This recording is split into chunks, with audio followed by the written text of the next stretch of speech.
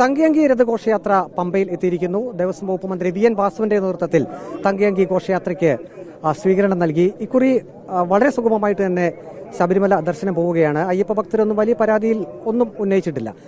അങ്ങെങ്ങനെയാണ് അതിനെ നോക്കി കാണുന്നത്? ഞങ്ങൾ കാലയെ കൂട്ടി ഈ പ്രാവശ്യത്തെ ദർശനത്തിനുള്ള സൗകര്യമൊരുക്കുന്ന എല്ലാ പ്രവർത്തനങ്ങളും സംഘടിപ്പിച്ചിരുന്നു.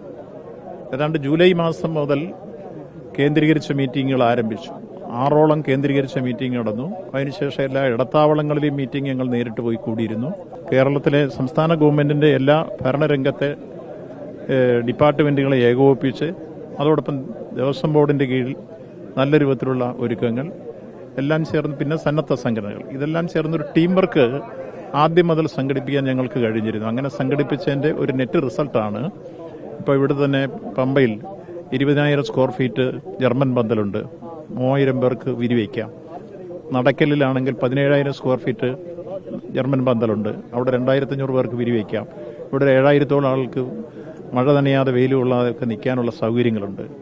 സന്നിധാനത്തിലെത്തിയാലും ആ സൗകര്യങ്ങളുണ്ട്. വരുന്ന എല്ലാവർക്കും ദാഹജലം കൊടുക്കാൻ, കാപ്പി കൊടുക്കാൻ, ബിസ്ക്കറ്റ് കൊടുക്കാൻ, എല്ലാമുള്ള ലഘുഭക്ഷണം കൊടുക്കാനുള്ള എല്ലാ സംവിധാനം ഉണ്ടാക്കി. അന്നദാനത്തിനുള്ള സൗകര്യം ഉണ്ടാക്കി. അരവണയും അപ്പവും കൊടുക്കാനുള്ള ബഫർ സ്റ്റോക്ക് ഉണ്ടാക്കി.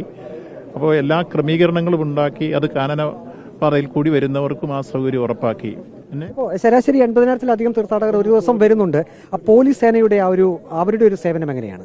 നിശ്ചയമായും കഠിനാധ്വാനമാണ്. പോലീസ് എല്ലാ ഡിപ്പാർട്ട്മെന്റും, വിശിഷ്യ പോലീസ്, ഫയർഫോഴ്സ്, അതുപോലെ തന്നെ വനപാലകര്, എല്ലാ ടീമും, സംസ്ഥാന ഗവൺമെന്റിന്റെ നേതൃത്വത്തിലുള്ള എല്ലാ ഭരണ ഡിപ്പാർട്ട്മെന്റുകളും ഇവിടുത്തെ ഒരു ഏകോപനം ഉണ്ടായിട്ടുണ്ട്. അവരുടെ സേവനം സ്തുതീർഘമാണ്, അഭിനന്ദനാർഹമാണ്. അപ്പോൾ മുമ്പ് 65 പേര് വരെ ഒരു മിനിറ്റിൽ 18-ാം പടി കയറിയിരുന്നിടത്ത് 85 പേര് വരെ ഒരു മിനിറ്റിൽ കയറാനുള്ള സൗകര്യം ഉണ്ടായിട്ടുണ്ടായിരുന്നു ഈ പ്രാവശ്യം എന്നുള്ളതാണ് മറ്റൊരു സവിശേഷത.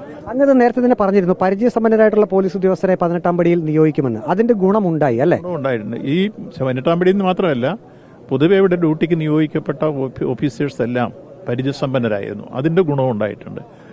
അവരുടെ അനുഭവ സമ്പത്തുണ്ട്. ഞങ്ങളിത് പ്ലാൻ ചെയ്യുമ്പോൾ തന്നെ അങ്ങനെ തന്നെ ആലോചിച്ചിരുന്നു. അതിൻ്റെ എല്ലാ അർത്ഥത്തിലുള്ള പ്രായോഗിക അനുഭവങ്ങൾ വെച്ചുകൊണ്ട് തന്നെ അവർ കരുതലോടുകൂടി കാര്യങ്ങൾ നീക്കിയിരുന്നു. അങ്ങനെ എല്ലാ അർത്ഥത്തിലും സംസ്ഥാന ഗവൺമെന്റും ദേവസ്വം ബോർഡും സന്നദ്ധ സംഘടനകളും എല്ലാം ചേർന്ന് നടത്തിയ ഒരു ടീം വർക്കിന്റെ നെറ്റ് റിസൾട്ടാണ് ഈ പ്രാവശ്യത്തെ ദർശനം വളരെ സുഖകരമായി. ഇപ്പോൾ 1,50,000-ൽ പരം പേര് വരെ വന്ന ദിവസങ്ങൾ കഴിഞ്ഞ ദിവസം വന്നിരുന്നു. ഒരു മുടക്കവും കൂടാതെ, ഒരു തടസ്സവും കൂടാതെ അവർ ദർശനം ഉറപ്പാക്കി പോയി. അവരെല്ലാം സംതൃപ്തിയോടുകൂടിയാണ് പോയത്. ഇന്നും നാളെയും തത്സമയ ബുക്കിംഗ് 5,000 പേർ മാത്രമാണല്ലോ. അതുകൊണ്ട് എന്തെങ്കിലും ഭക്തരെ ആരെങ്കിലും പരാതി പറയുന്നുണ്ടോ? കുറവാണെന്ന് പറയുന്നുണ്ടോ? ഒരാളും പരാതി പറഞ്ഞിട്ടില്ലെന്ന് മാത്രമല്ല, അത് ഭക്തരും മനസ്സിലാക്കുന്നുണ്ട്. കാരണം ഇന്നത്തെ നാളത്തെ സ്ഥിതി, തങ്കയങ്കി വന്ന് സന്നിധാനത്തിലെത്തി അയ്യപ്പ വിഗ്രഹത്തിൽ ചാർത്തി ദീപാരാധന നടക്കും. നാളെ 12:30 മണിക്ക് മണ്ഡല പൂജ നടക്കും. ഇത് കഴിയുന്നതോടുകൂടി നട അടയ്ക്കും.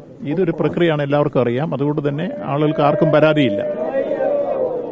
തങ്കയങ്കി രഥഘോഷയാത്ര പമ്പയിലേക്ക് എത്തിയിരിക്കുന്നു. മന്ത്രി വി എൻ വാസവന്റെ നേതൃത്വത്തിൽ ഇവിടെ തങ്കയങ്കി രഥഘോഷയാത്രയ്ക്ക് സ്വീകരണം നൽകി. നാളെയാണ് മണ്ഡല പൂജ നടക്കുക. ഇന്ന് വൈകിട്ട് 6:40 തങ്കയങ്കി ചാർത്തി ദീപാരാധന സന്നിധാനത്ത് നടക്കുക.